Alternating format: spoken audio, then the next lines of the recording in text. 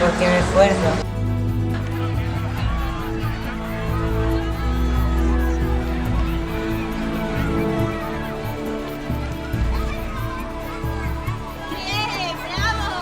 Después me ayuda a los demás.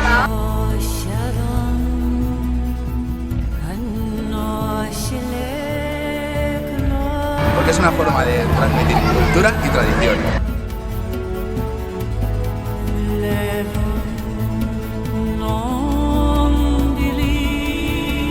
Porque es saludable.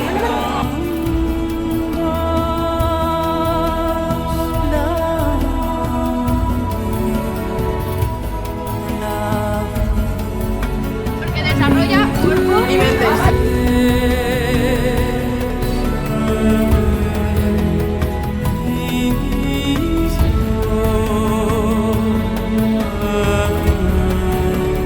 Porque hacemos equipo.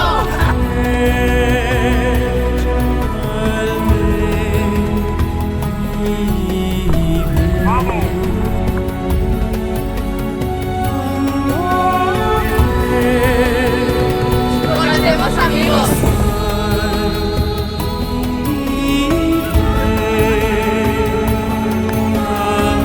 Porque aprendemos a perder y aprendemos a ganar.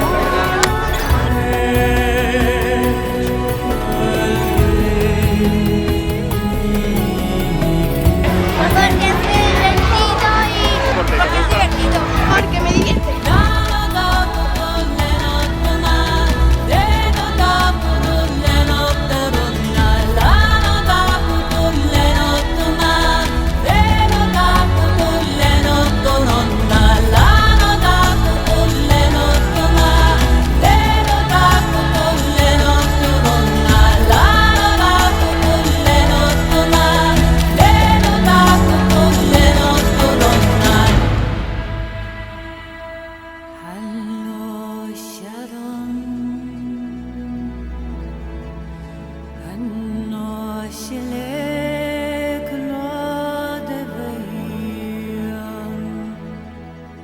Eleven